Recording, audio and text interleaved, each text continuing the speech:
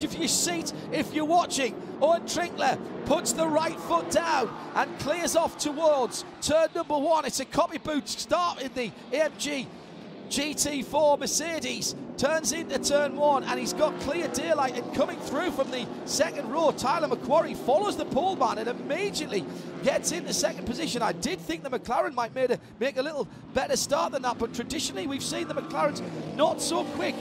Remember at Daytona, supporting the Rolex 24 weekend, Jeremy, the McLaren, super quick, qualified on pole position, quick on the straights, but couldn't quite get the tyres up to temperature and couldn't hold on to the big lead they were getting on the fast parts of the circuit. 50 kilos of weight added to the McLaren 570S GT4 cars after Daytona to bring them more in line with the performance of the other cars here.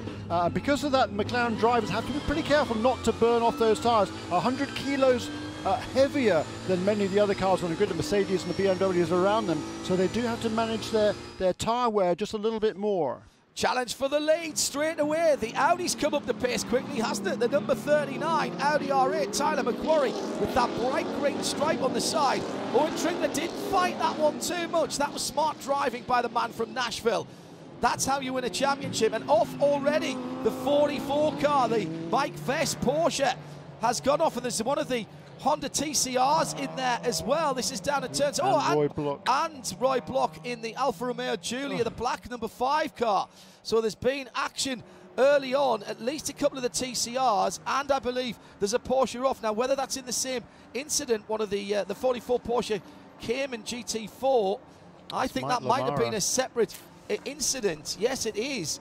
Turn 6 for the Porsche, and this is further round for the 2 TCR cars. There's a spinning, oh, I see what happened there. The Honda went around and then picked up by the Giulia as it came on the scene later on. Still under green at the moment, 3 wide going into turn 17. We're about to go to full course yellow, and the drivers have just been told that, and they've all backed off. Well, you've got to feel sorry for Roy Block in the 5 black and tricolore coloured Alfa. He was caught up, I think, in someone else's accident. He's managed to get it going again, and if he gets going quickly, he might just be able to get back round without losing a lap. I don't think it's trying, and it's the 73 LA Honda World car. Now that one has got moving again. I think that was the one that started the incident, if I'm honest. A lot of dust being thrown up. There's left rear damage to the Honda. Yeah, it was the Honda that went around, and a couple of cars were very close to it. And then we got a huge impact, which is taken off the left rear wheel of the Honda. That was the left front of the Giulia that made contact. Left rear suspension is absolutely destroyed on that car. That's a great shame for those guys. They had high hopes for this weekend, Jeremy. Well, yeah, Roy Block, I saw him just going on his way out to the grid. That car did not qualify because they had an electrical problem. He said the brain of the car wasn't working. The car, not the driver. The driver didn't get a chance to go out there. But he said the car's feeling really, really good. He was looking forward to racing. He'd already made up 4 or 5 positions on that early lap. We can see a lot of damage to the left rear of Mike Lamara's car number 73. So that's car's not. You might get it back to the pits, but I don't think it's going to go much further after that. Mike Lamara, the champion in the ST division back in 2013.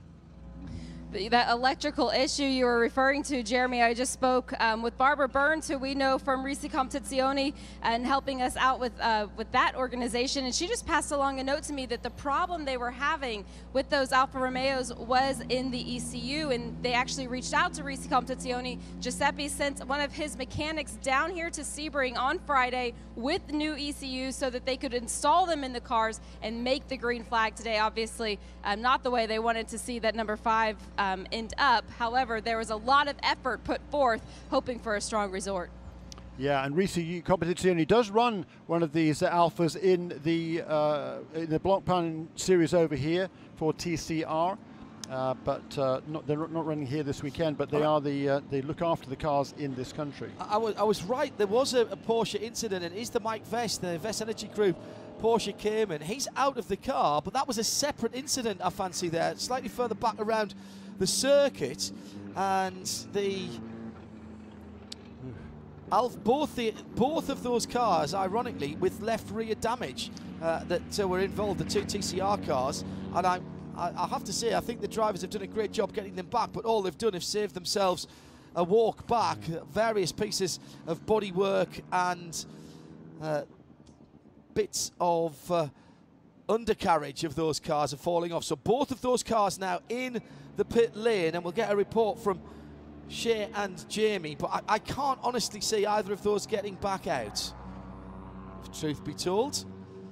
There'll be no pass around. We'll do the class sprint and we'll get straight back to it, Shea? It's actually a very well handling Honda, but it is going to go straight back to the garage, and he's trying to go through the first cutout, and following him straight through is the Alpha. So they are going to be running line to stern back to the garage area. They are going to try and do some work to the car and see if they can repair it. Matt Pombo is still up on the pit box with his headgear on, and they do have their fuel line, but they're doing that terrible thing where they run the fuel all the way down to the end of the probe as if they realize that this could just be day over. Oh yeah, they're draining the exactly the pipe. Yes, I see what you mean. Mike Vessa's car needs a flatbed, so there's something gone awry there very early on. That Porsche 718 came, and it's not been a happy weekend for the new Porsche GT4 Club Sport. He didn't even get to the Corvette bridge, so in fact it was a little previous. It was probably coming out of 5 just before he gets into Big Bend, really. And we've lost already 6 minutes of racing. Now the question for me is, did he jump or was he pushed? Meantime, the 93 Audi in trouble as well. Now, has he gone to the pit lane early on, or is he just stalled on the track? That car was started by Mark Siegel. No, he stalled on the way into the pit. He hasn't managed even to get it into the pit. He's got it going now. He's done the old three-fingered salute and gets it going. There's damage to the right. Now, CSI Sebring here, Detective Inspector Hindhoff. Actually, that was my dad, not me. But there's damage to the left-hand side of that car. Has that car been in contact with a Porsche? Question mark, Jeremy Shaw. Well, yeah, I mean, they started in pretty close proximity because Mike Vess was directly behind Mark Siegel at the start of the race. He qualified the number 93 car in 23rd position, Mike Vess in the 25th position in car number 44. So, yeah, I think you might be right. And that's certainly unfortunate for both of those two enthusiasts. Well, it was, as you say, close quarters racing early on. The Audi went very, very wide going into Big Bend. The Nola Sport Vess Energy Group number 44 Porsche. Oh dear, that's a lot of damage to the front and the right-hand front of that car. In fact, all the way down the right-hand side there is marks on that car. Do I see a bit of grey paint on there? I think I might do, you know. I think there's been a bit of side-by-side contact there between the Audi and that Porsche, and the Porsche has exited stage left for them and come into heavy contact with the wall just before the new drive over bridge. Not the way you want to start your Sebring race weekend. No, horrid. Such a disappointment.